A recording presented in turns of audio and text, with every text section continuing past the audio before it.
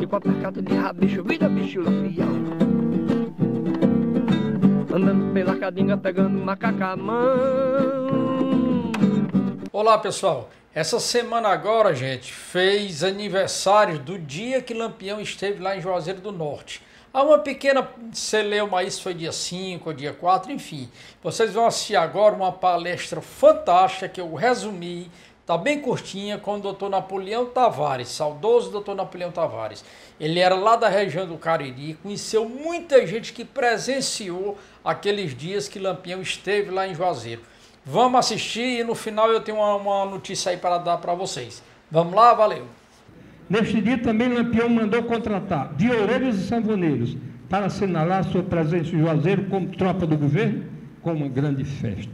A cidade fervilhava de gente querendo saber as últimas novidades. A boataria dominava as rodas. Muita gente afluía ao sobradinho do poeta para conhecer Lampião, que, vez por outra, aparecia nas janelas do primeiro andar, jogando moedas para a criançada que passou todo o tempo de plantão naquela rua. Era um entra e sai de gente, jornalistas, fotógrafos, autoridades. Lampião a todos recebia gentilmente, agora como legalista. Na porta da entrada do andar térreo, Sabino Gomes montava guarda vigilante como lugar-tenente do seu chefe. Dia de glórias para todos eles. Muitas costureiras se revezavam nas máquinas, confeccionando as fardas dos batalhões patrióticos para os cangaceiros, agora já equipados com os fuzis Mauser brasileiro, tipo 1909, trazidos encaixotados pelo Dr. Floro para armar os batalhões patrióticos e o grupo de Lampião. A Rua da Boa Vista mais parecia um formigueiro humano, de gente indo e saindo para conhecer aqueles homens rudes e valentes, trajados de cangaceiros. Quando tudo estava nesse pé, eis que no Rio de Janeiro falecia o Dr. Floro Bartolomeu da Costa no dia 8 de março, comandante e criador dos batalhões patrióticos. A lutuosa notícia vinda via telégrafo foi uma ducha de água fria a apagar as pretensões de todos. Certos setores dos próprios batalhões patrióticos pensavam em entrar na história, reprimindo a presença de Lampião na nossa cidade. Vejam como era difícil a situação.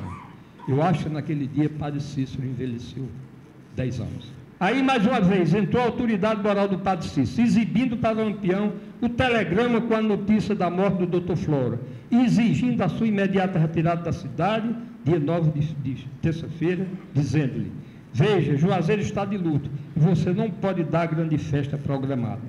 Saia de Juazeiro quanto mais depressa possível. Obediente à rígida determinação do Padre Cícero, Lampião convocou a todos para a retirada, enquanto o gringo Benjamin Abraão confabulava com o Dr. Uchoa, Pedro Albuquerque Uchoa, funcionário do Ministério da Agricultura e único funcionário federal da cidade.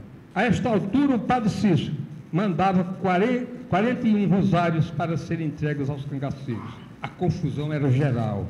Boatos, diz que disse, Lampião sai ou não sai. Foi aí que surgiu o grande impasse, o maior de todos eles. Lampião exigiu o cumprimento da promessa da patente de capitão para ele e de tenente, para Antônio Ferreira e Sabino Gomes, conforme prometeu o tenente Chagas. Mais do que depressa, o astuto e inteligente Benjamin Abraão preparava a polêmica patente em uma folha de papel ao maço, assinado pelo Dr. Uchoa, que Lampião guardou no seu bornal, retirando-se da cidade, via Barbalha, direto para o Caldas, onde deu água aos animais e recebeu a solidariedade dos cangaceiros marcelinos autóctones da nossa Chapada do Araripe. Então aqui ele chegou, deu água aos animais, recebeu a adesão dos marcelinos e subiu para o jardim.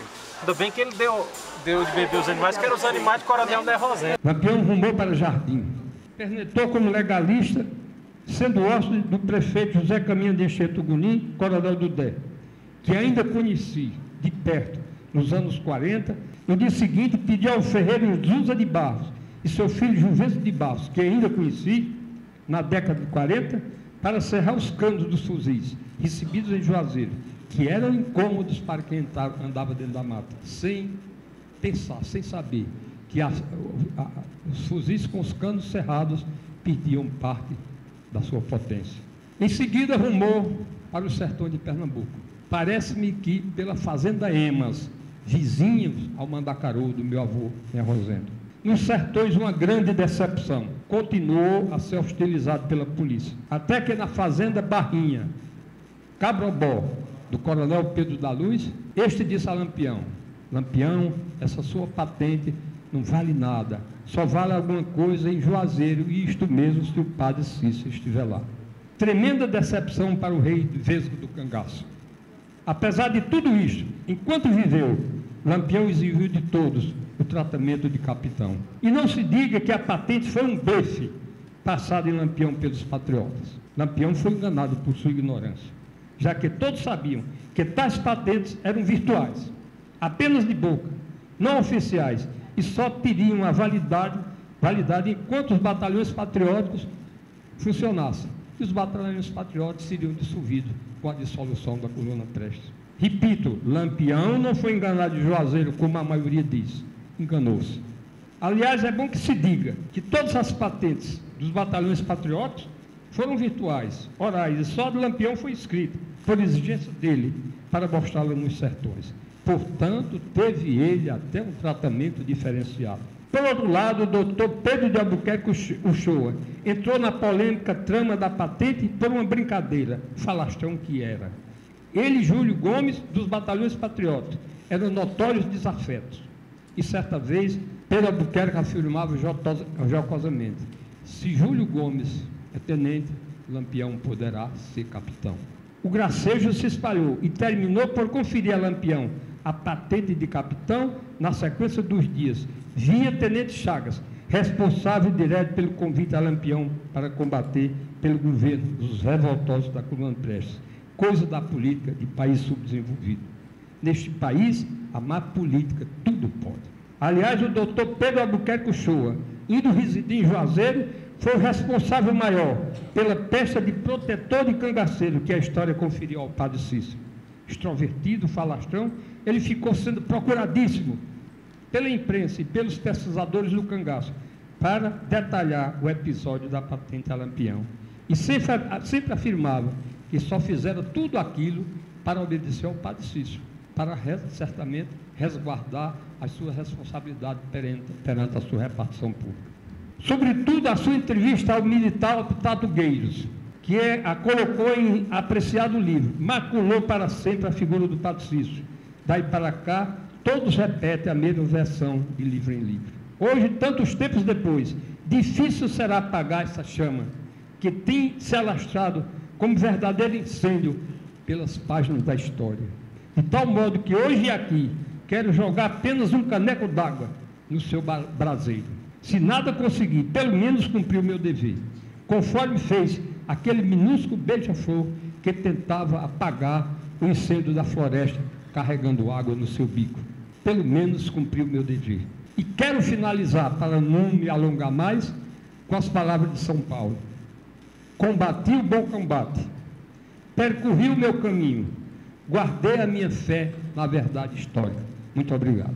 Pessoal, e é isso. Espero que vocês tenham gostado. O doutor Napoleão foi muito sucinto aí no que ele disse. Eu também resumi bastante a palestra dele, mas deu para entender que realmente aqueles dias foram dias de muitas emoções, digamos assim. E, gente, os próximos vídeos que eu vou postar, antes da nova série com Paulo Gastão e com Alcino, eu ainda vou ter algumas outras coisas para postar com o doutor Amaury, tá certo? Mas eu vou postar uma série também, gente, onde eu vou contar algumas coisas que eu acho que vocês vão gostar. Muita gente está me pedindo, então eu vou fazer uns 3 vídeos contando algumas aventuras, alguns perigos que eu e Paulo Gastão e outros colegas pesquisadores nós corremos ao longo do tempo que a gente viajava muito pelo sertão procurando as histórias. Vocês vão ouvir histórias de estar perdido dentro das caatingas, histórias de tiroteios que a gente, digamos, presenciou, coisas bem difíceis, coisas muito perigosas até, e eu vou contar para vocês alguns desses relatos. Eu acho que vocês vão gostar muito de ouvir essas histórias, tá bom? Abração, e em julho, expedição pela Rota do Cangaço mais uma vez. Tamo junto. Foi a ele que muitas vezes Lampião se ajoelhou, aos seus pés contou histórias pediu perdão e chorou.